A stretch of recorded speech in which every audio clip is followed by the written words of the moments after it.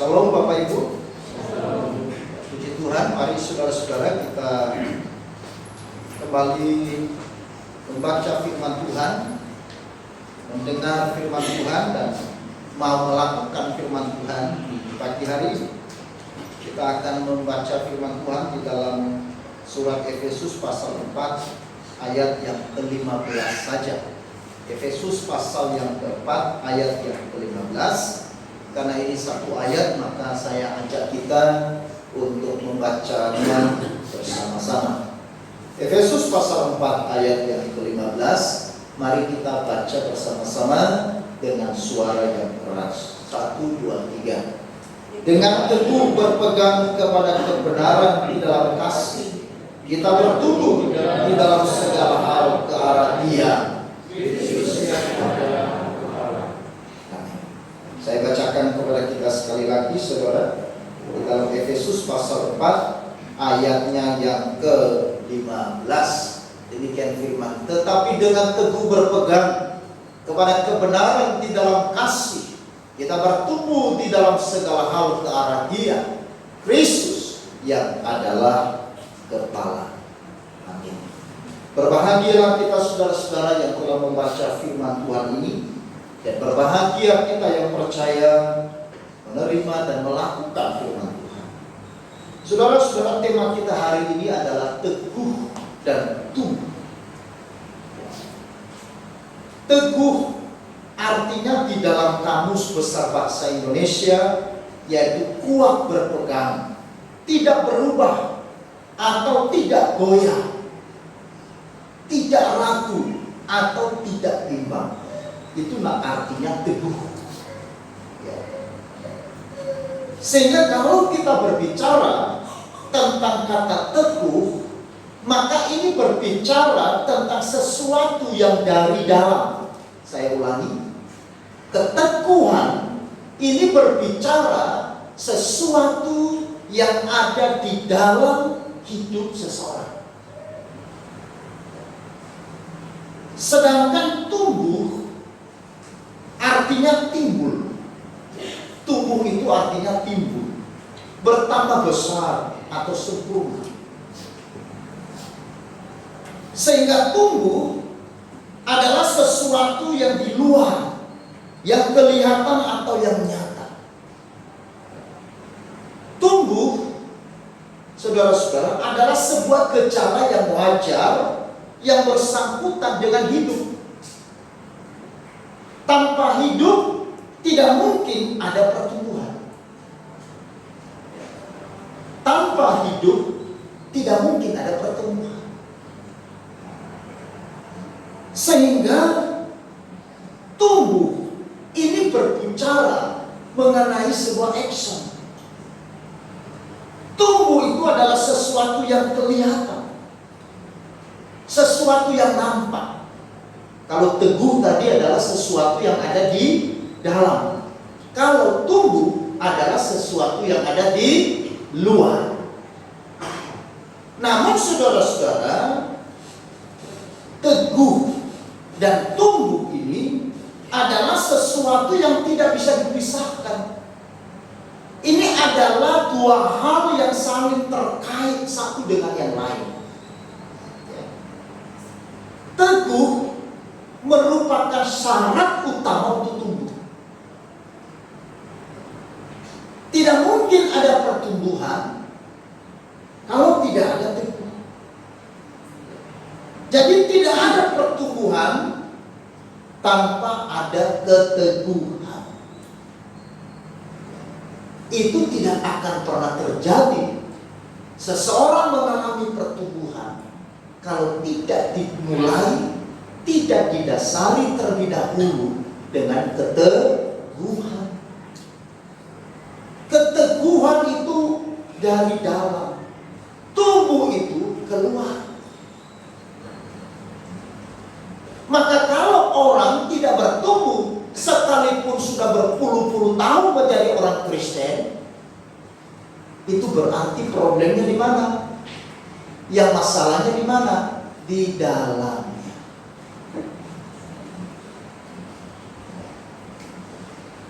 Saudara, segala penyakit tubuh kita ini kan bersumber dari dalam, betul enggak? Bersumber dari dalam. Apa yang kita makan, apa yang masuk, dan sebagainya, itu bersumber. Baru keluar. Nah, Bapak, Ibu, dan saudara-saudara, mengapa dikatakan tidak ada pertumbuhan tanpa keteguhan? Karena keteguhan adalah sesuatu yang memberikan nilai, memberikan dampak, memberikan sebuah reaksi kepada sebuah pertumbuhan. Mengapa kita harus teguh dan bertumbuh? Nah, ini pertanyaan yang menarik. Mengapa kita harus teguh dan bertumbuh? Banyak orang Kristen tidak mau peduli teguh atau bertumbuh. Yang penting ada. Mau bertumbuh atau tidak itu nomor sekian. Yang penting ada dulu. Nah, saudara, mengapa kita harus teguh dan bertumbuh? Ada dua alasan besar. Yang pertama, saudara-saudara, karena Allah menciptakan kita untuk teguh dan bertumbuh. Segala sesuatu yang diciptakan oleh Tuhan itu didesain oleh Tuhan untuk teguh dan bertumbuh. Makanya manusia diciptakan di dalam progres. Tidak ada manusia yang lahir langsung punya kumis. Apa jadinya kalau ada baru lahir, langsung lihat kumisnya tebal. Perawatnya, bidannya lari, dokternya bisa lari. Mungkin juga maknya bisa kaget, oh ini anak dari mana? Kok bisa ada kumis? Tidak. Di dalam hal penciptaan, Allah mencipta segala sesuatu itu dimulai dari pertumbuhan. Apakah itu binatang, apakah itu tumbuhan, apakah itu manusia. Artinya bahwa sejak dari dulu Tuhan menginginkan manusia untuk bertumbuh. Pohon kalau mau bertumbuh, maka dia harus di dalamnya yang lebih kuat. Itu sebabnya kemudian Paulus di dalam Kolose pasal 2 kemudian memberikan penggambaran bagaimana manusia bertumbuh dan bagaimana manusia teguh. Karena itulah berakar di dalam Dia. Lalu baru berbicara bertumbuh dan berbuah. Pohon yang kuat itu ditentukan oleh akar yang menancap ke dalam. Semakin akarnya menancap ke dalam, maka semakin pohon itu kuat, betul? Semakin akar makin ke dalam, maka pohon itu akan semakin keluar. Bukan semakin keluar, tetapi kemudian semakin dangkal. Makanya saudara, kelihatannya tinggi, kelihatannya besar, tetapi begitu ada pergumulan, begitu ada problem, begitu ada sesuatu yang sepele saja, udah layu, udah loyo, udah galau, udah kecut dan tawar hati. Saudara, masalahnya di mana? Karena akarnya. Teguh itu ibarat akar yang menancap ke dalam. Saudara-saudara, Tuhan menciptakan segala sesuatunya dari awal karena Tuhan menginginkan segala sesuatunya teguh dan bertumbuh. Itu alasan. Agar mencapai apa yang menjadi tujuan dari penciptaan. Kenapa Tuhan desain penciptaannya dengan seperti itu? Karena tujuan dari penciptaan itu apa? Untuk memuliakan Allah. Kenapa Tuhan menciptakan saya dan saudara? Kita dicipta bukan hanya menghadir di tengah-tengah dunia ini sebagai konsumen. Kita dicipta dan kita hidup di dunia ini bukan sekedar mau menikmati apa yang diciptakan, yang disediakan oleh Tuhan, bukan. Kalau kita sampai memahami seperti itu yang dikatakan oleh pengkhotbah, betapa sia-sianya manusia hidup. Kenapa? Karena dia hanya menjadi manusia yang bisa menikmati apa yang di dalam yang diciptakan Tuhan, tetapi dia tidak mencapai apa yang menjadi tujuan dari Allah menciptakan. Allah menciptakan kita untuk memuliakannya. Amin. Jadi kalau ketika ditanya kenapa ada di dunia ini, kenapa kamu lahir, kenapa kamu dicipta, banyak orang tidak tahu tujuan dari Tuhan menciptakan dia. Banyak manusia yang tidak tahu kenapa dia dicipta. Minggu yang lalu saya pelajaran di gereja kita di Los Bandung, saudara-saudara. Ya, saya tinggal di penginapan. Setelah pulang dari penginapan, lalu kemudian ada security daripada hotel itu. Karena saya maunya makan malam, tapi saya tidak tahu makan di mana. Saya ngobrol sama dia, panjang lebar, ngobrol. Ya. Lalu diberitahu di depan itu aja Pak, ada foto. Oh iya, gampang, di situ aja.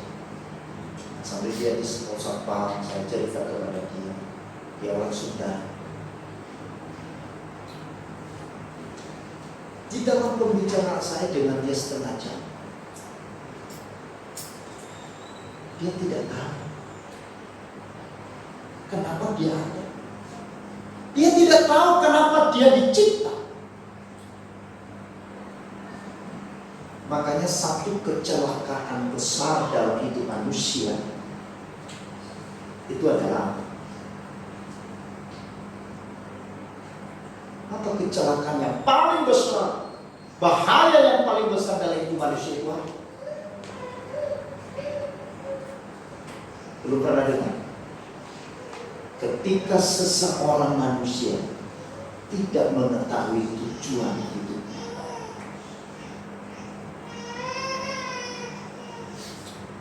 Apa tujuan hidupnya? Kepada dunia? Sebatas di sini? Atau tujuan hidup kita berarah, bertujuan pada sasaran yang kekal, yaitu kemuliaan Allah.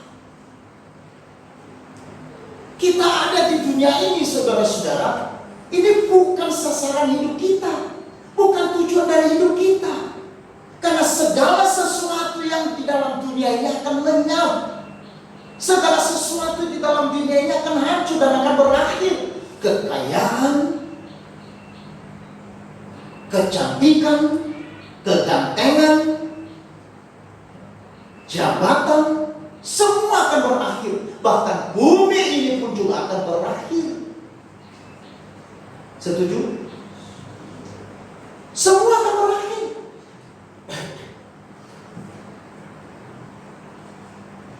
Karena itulah kita mengatakan bahwa tujuan hidup kita bukan pada dunia. Tujuan hidup kita, tujuan kenapa kita ada di dunia ini, kenapa kita masih hidup, kenapa masih diberi kesempatan oleh Tuhan untuk terus berkarya. Tujuannya apa? Untuk mempersiapkan kita kepada kekekalan. Amin. Maka saudara beraktivitas, saudara masih diberi sehat, saudara masih hidup, saudara masih bekerja. Tujuan semua itu apa? Mempersiapkan hidup kita kepada kekekalan. Kepada kekekalan. Itu sebabnya kenapa kita harus teguh dan tumbuh. Alasan yang kedua, kenapa kita harus teguh dan tumbuh. Karena Allah menyelamatkan dan menebus hidup kita untuk teguh dan bertumbuh.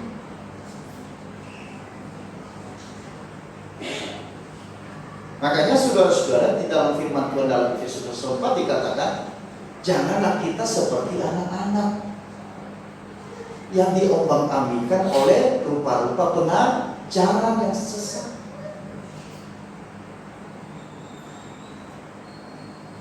Kita harus bertumbuh. Di dalam 1 Petrus dikatakan, memang kamu adalah seperti bayi rohani yang perlu disusui. Bayi makanannya adalah susu. Tetapi tentunya tidak selama-lamanya saudara hidupnya hanya bergantung pada susu, bukan? Umurnya 50 tahun, tapi terus disusui. Wajar atau aneh? Wajar. Enggak ngomong. Wajar atau aneh? Aneh. Kalau bayi kemana-mana disusui, itu wajar. Bahkan ibunya paksa minum susu biar tumbuh ya. Nah kalau bapaknya yang punya kumis tebal kemudian disedoti minum susu supaya biar tumbuh, aneh. Dunia terbalik. Saudara-saudara, jadi Yesus menyelamatkan kita. Dia mati di atas kayu salib untuk menebus kita, supaya kita tidak hanya menjadi bayi, tetapi kita akan bertumbuh. Bahkan di dalam Efesus pasal 4 ayat 16 dikatakan, sampai kita mencapai tingkat pertumbuhan kedewasaan, bertumbuh untuk mencapai kedewasaan yang penuh, sehingga kita tidak hanya menjadi manusia yang dilayani, tetapi kita mencapai pada sasaran, pada tujuan, di mana pada saatnya kita akan menjadi orang Kristen yang melayani. Senang dilayani atau melayani? Ini tergantung. Tergantung tingkat pertumbuhan saudara. Kalau tingkat pertumbuhan iman saudara pada posisi anak-anak, senangnya apa? Dilayani.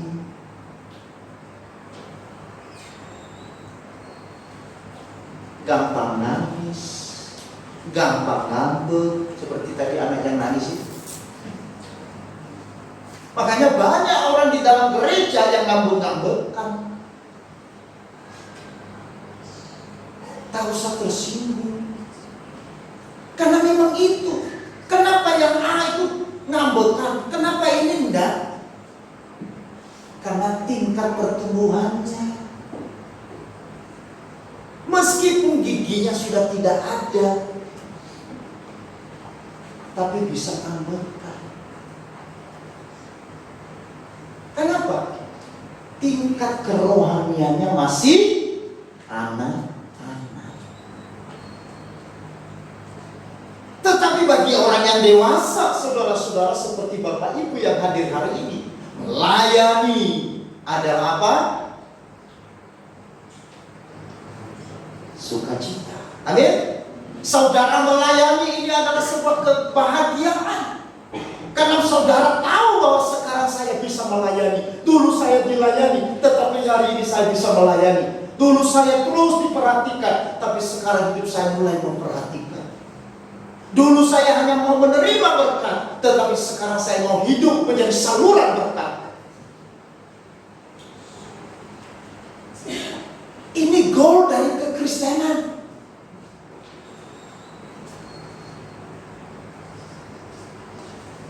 Maka sering saya katakan, saudara,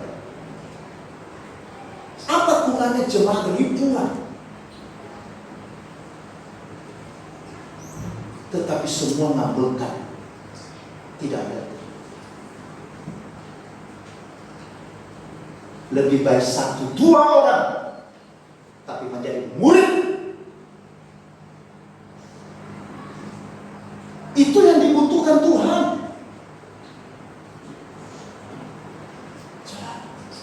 Itu yang dibutuhkan Tuhan.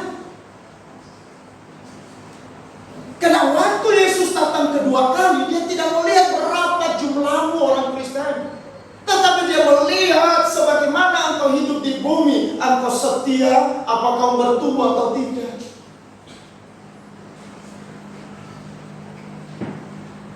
Saudara-saudara yang dikasihi oleh Tuhan,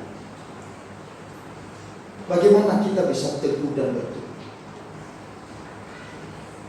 Dengan di situ dikatakan dengan teguh berpegang kepada kebenaran di dalam kasih. Saya bacakan lagi tadi firman Tuhannya. Yesus pasal 4 ayat 15. Tetapi dengan teguh berpegang kepada kebenaran di dalam kasih, kita bertumbuh di dalam segala hal ke arah Dia Kristus yang adalah kepala. Bagaimana kita bisa teguh dan bertumbuh? Hanya satu cara. Teguh dan bertumbuh di dalam kebenaran Allah.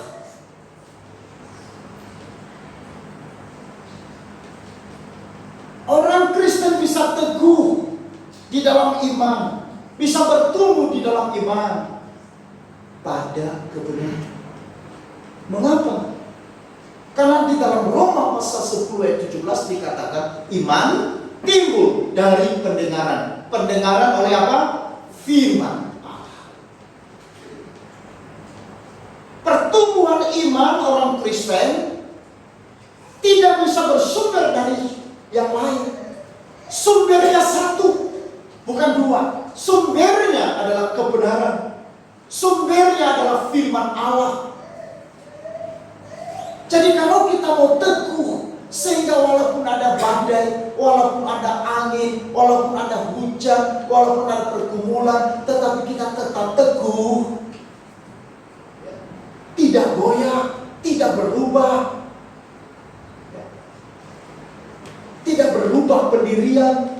Kenapa? Karena kebenaran itu adalah sesuatu yang absolut. Kebenaran itu adalah sesuatu yang mutlak. Itulah kebenaran, bukan kebaikan. Kebaikan itu adalah sesuatu yang bisa berubah. Tetapi kebenaran tidak bisa berubah, karena kebenaran itu sifatnya absolut dan mutlak. Saudara, karena itulah Paulus mengatakan engkau harus teguh dan bertumbuh di dalam kebenaran. Karena kebenaran itu adalah kehidupan.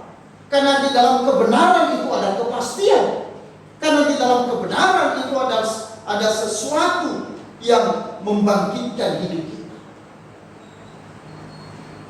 Orang yang berpegang kepada kebenaran adalah orang yang teguh di dalam Yesus. Amin. Orang yang berpegang teguh kepada kebenaran adalah orang yang berpegangan teguh kepada Yesus. Kenapa Alkitab mengatakan kamu harus berpegang teguh? Dia tidak mengatakan berpegangan saja, tidak. Tapi dikatakan apa? Berpegangan teguh. Waktu saudara naik pesawat, ya, waktu badai ada, kemudian angin, apa yang saudara dengar dari pramugari?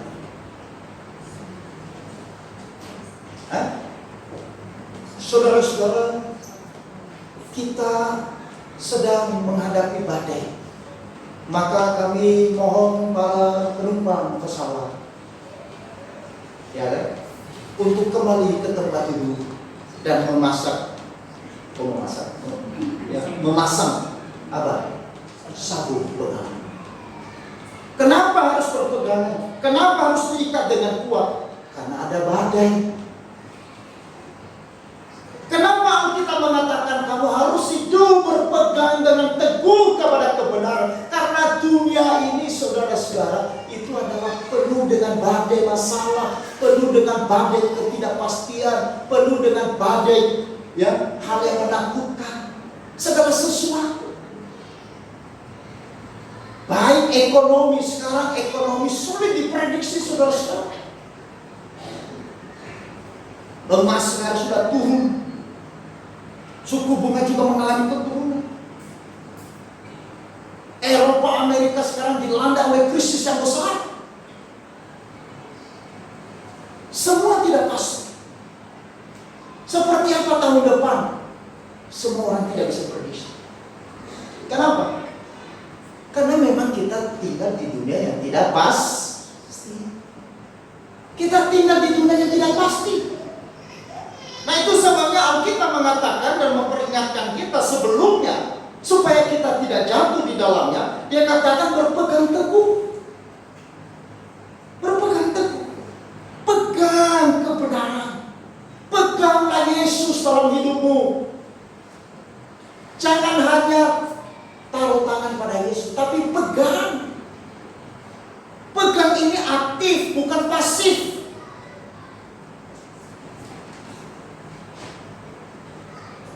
Satu minggu kemarin saya melaksanakan orientasi bagi hamba-hamba Tuhan yang baru. Ini pertama kali di sinode kita. Orientasi bagi hamba-hamba Tuhan yang baru masuk. Sebelumnya tidak ada.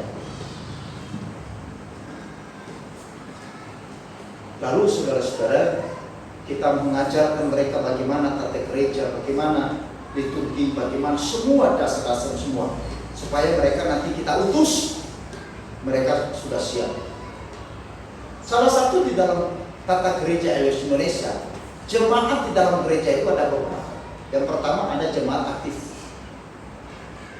Jemaat aktif ini adalah jemaat yang melayani Tuhan, aktif. Ada jemaat pasif. Ada jemaat simpatisan. Tetapi yang satu apa? Ada jemaat yang mati. Masih jemaat, tapi sudah mati.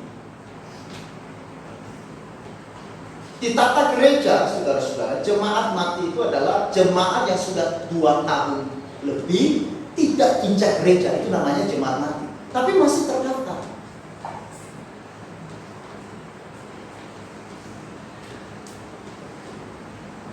Di dalam gereja, saudara, semua itu ada. Jemaat yang aktif, itu survei ya. Di dalam gereja manapun, dimanapun di seluruh dunia, itu survei, saudara. Hanya 20%. Jemaat pasif, 50%. Jemaat simpatisan, itu 20%. Jemaat mati itu 30%. Tentu setiap gereja beda-beda. Nah, saudara-saudara yang dikasih oleh Tuhan, kita harus berpegang kepada kebenaran. Orang yang berpegang kepada kebenaran adalah orang yang berpegang kepada Yesus. Dan yang kedua, orang yang berpegang kepada kebenaran itu adalah orang yang berpegang kepada firman Allah. Itulah kebenaran. Kebenaran itu adalah Yesus Kristus. Kebenaran itu adalah firman Allah. Kita diajak oleh Tuhan melalui firman pagi ini untuk kita berpegang kepada firman Allah. Karena firman Allah itu kekal.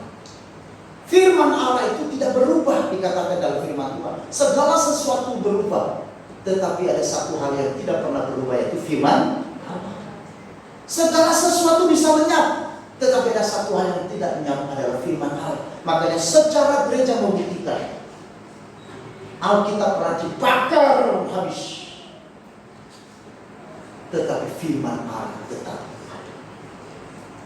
Saudara, orang Kristen pernah dianiaya dengan luar biasa, tetapi dia akan muncul. Kenapa? Ini bicara kebenaran. Seseorang bisa berpegang teguh kepada kebenaran karena ia mempercayai kebenaran. Tidak mungkin saya bisa berpegang teguh kepada kebenaran kalau saya tidak mempercayai kebenaran itu. Kalau saya tidak mempercayai Yesus dan tidak mempercayai firman Allah, maka tidak mungkin saya bisa berpegang teguh. Maka dasar bagaimana kita bisa bertumbuh dan teguh saudara-saudara, atau dasar bagaimana kita bisa berpegang teguh kepada kebenaran. Pertama, kita harus mempercayai kebenaran itu, bahwa kebenaran itu adalah hidup saya, kebenaran itu adalah kepastian, kebenaran itu adalah sesuatu yang mutlak dalam hidup saya.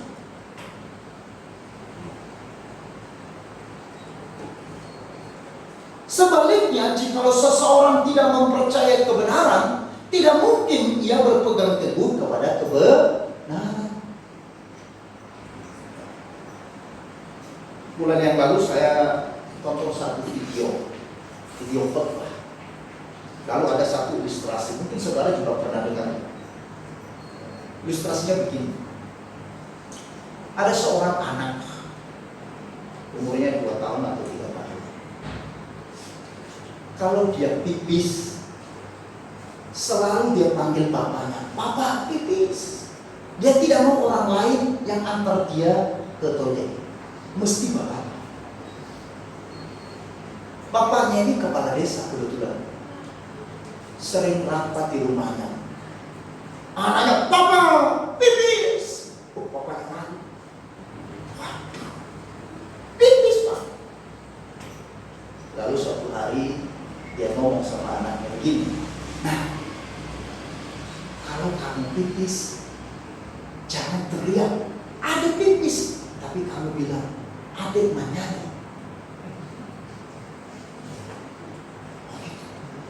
Adek bernyanyi.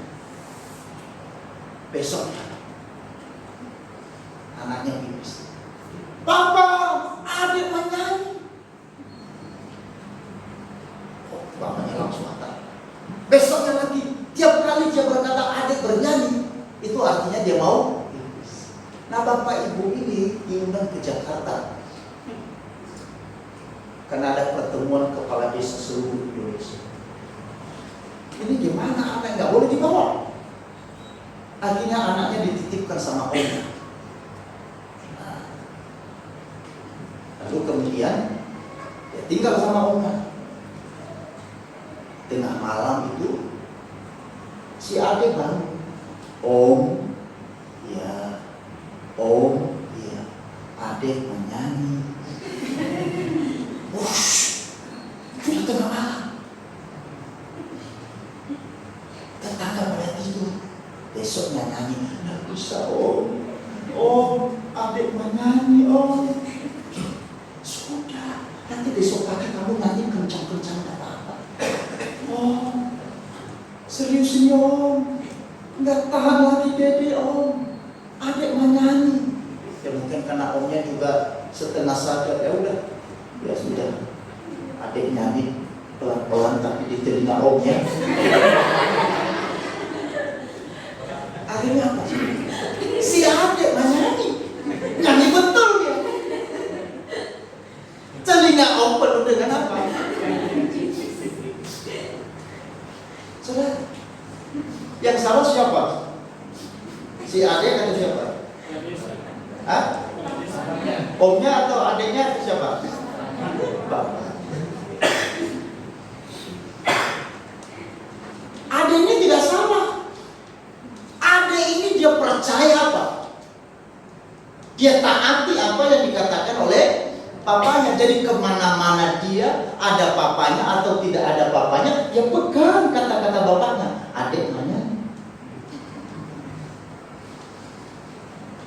Saudara-saudara yang dikasih oleh Tuhan, karena ada keteguhan hati, tidak ada keraguan, maka mulailah kita bertumbuh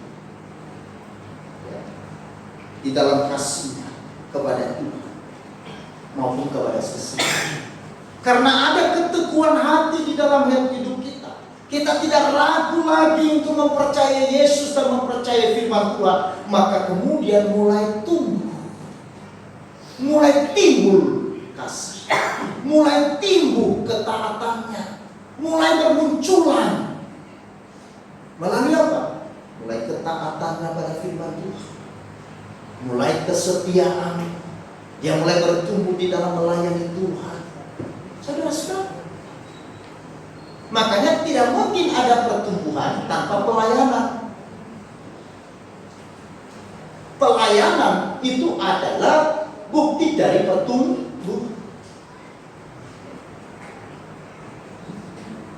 Saudara, alokasi suatu waktu Tuhan menyuruh seseorang pemuda untuk mendorong sebuah batu yang sangat besar setiap hari. Ya. Jadi Tuhan suruh seorang pemuda untuk dorong batu yang sangat besar setiap hari. Hasilnya tentu batu tersebut tidak bisa bergerak sama sekali karena itu batu sangat besar. Karena batunya sangat besar, didorong sekuat mungkin, batu itu tidak bergerak bahkan 1 senti pun tidak bergerak. Pemuda itu dia lakukan setiap hari, tetapi kemudian dia mulai bertanya sama Tuhan. Dia mulai mengeluh, Tuhan, apakah saya telah gagal? Apakah saya telah melakukan sesuatu yang tampaknya mustahil dan sia-sia? Itu pertanyaan pemuda kepada Tuhan. Lalu Tuhan menjawab pemuda tersebut bahwa semua perintahnya tidak ada yang sia-sia. Lihatlah, tanganmu, punggungmu menjadi kekar, kakimu menjadi tegak.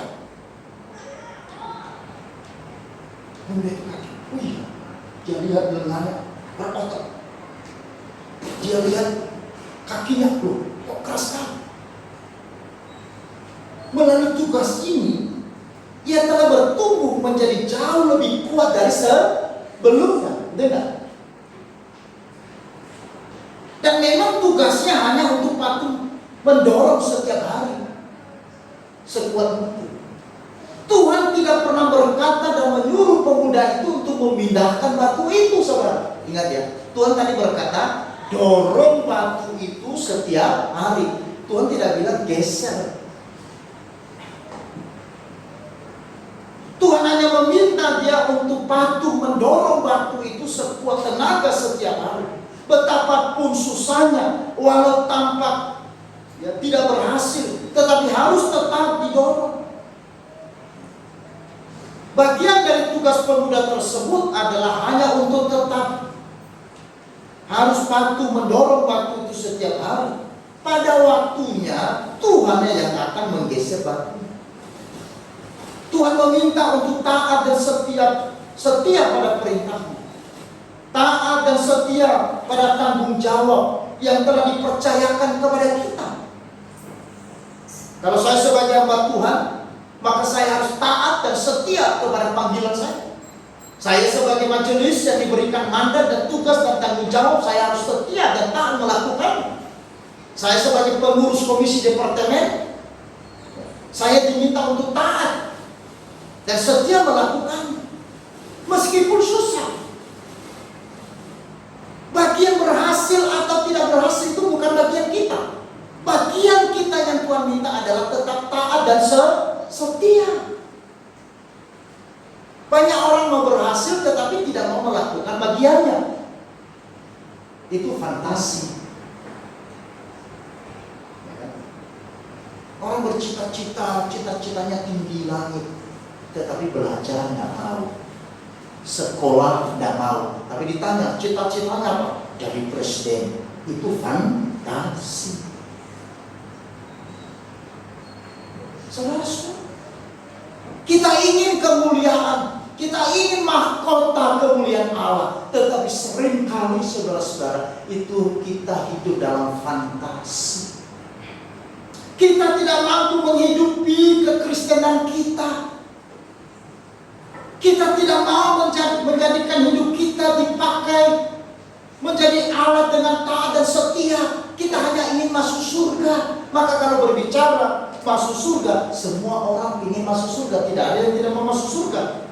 Siapapun, meskipun bukan Kristen pun, saudara-saudara, orang yang tidak punya agama pun, kalau ditanya mau tidak masuk surga, mau. Mau tidak dapatkan mahkota, mau.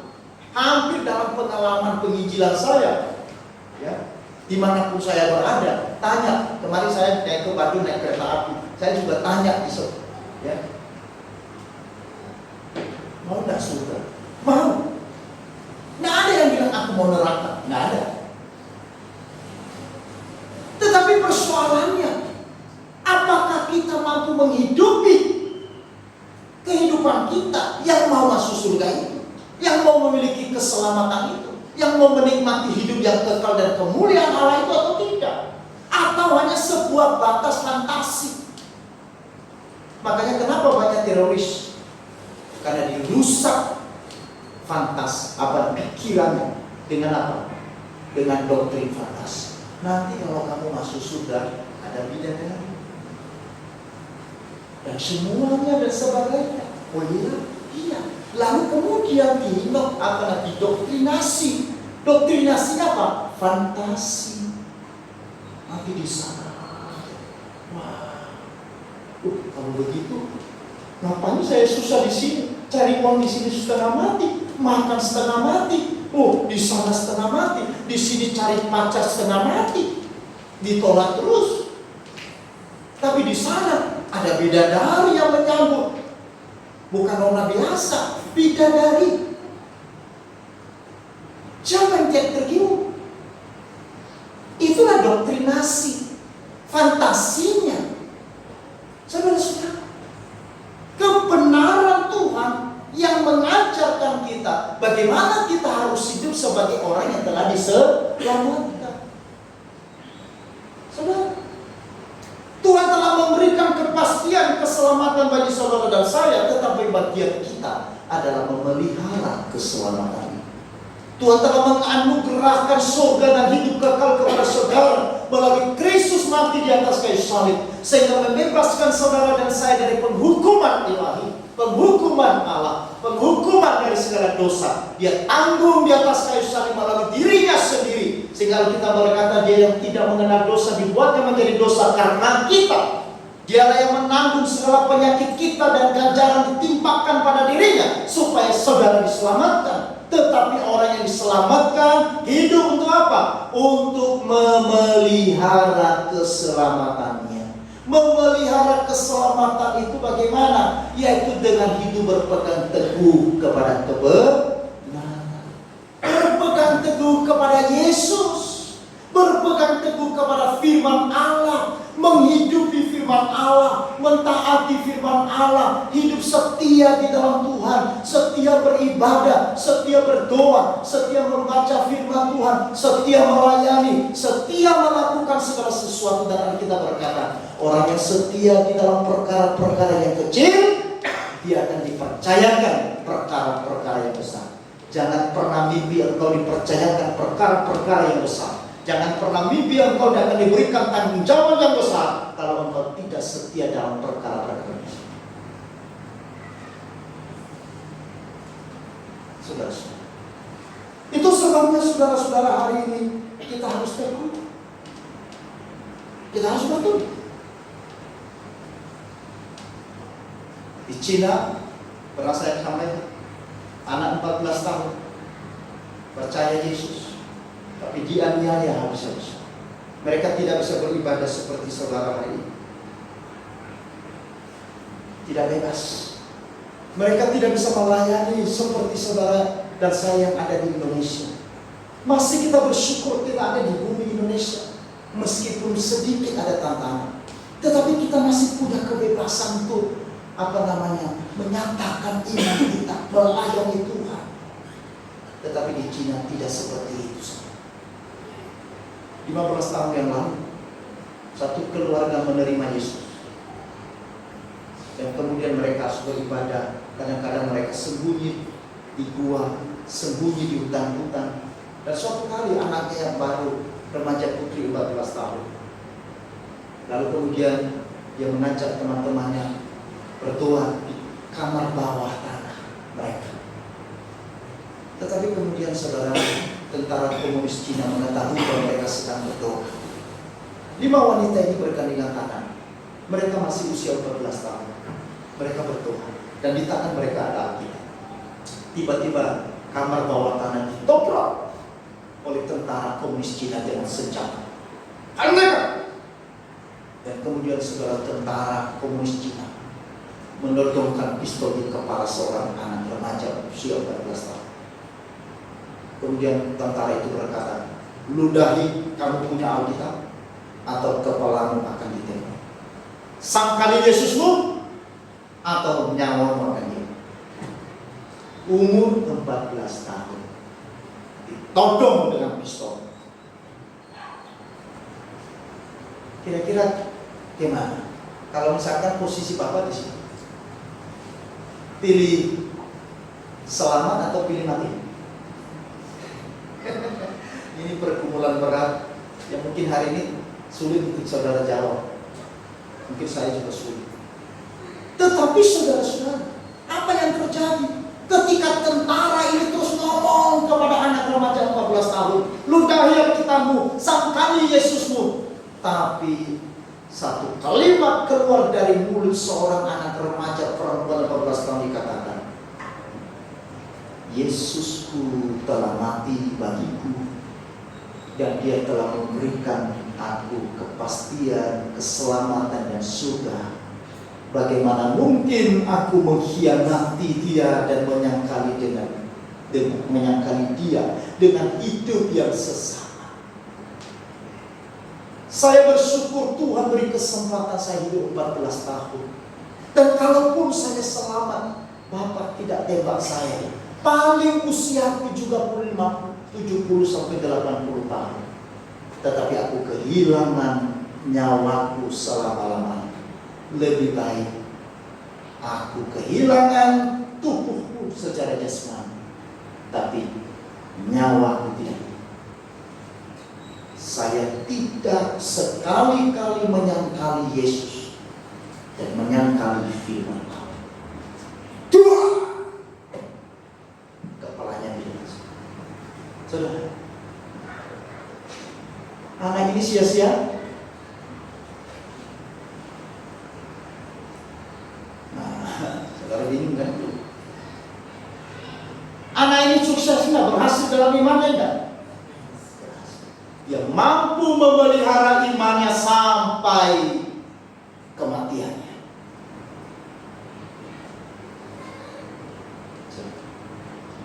Padahal baru 14 tahun. Apa yang membuat dia bertumbuh dengan kuat? Karena dia berpegang kepada Yesus dan firman-Nya. Dia tahu Yesus adalah jaminan dan kepastian dalam hidupnya. Dia tahu waktu dia percaya Yesus, dia sudah menerima hidup kekal dan menerima kepastian keselamatan, dan itu tidak akan hilang dari hidup. Makanya Paulus dalam Roma dikatakan, tidak ada yang bisa memisahkan aku dari tidak ada yang bisa memisahkanku dari kasih Allah. Apakah itu aniaya, penderitaan, apakah itu ketelanjangan atau kelaparan dan sebagainya.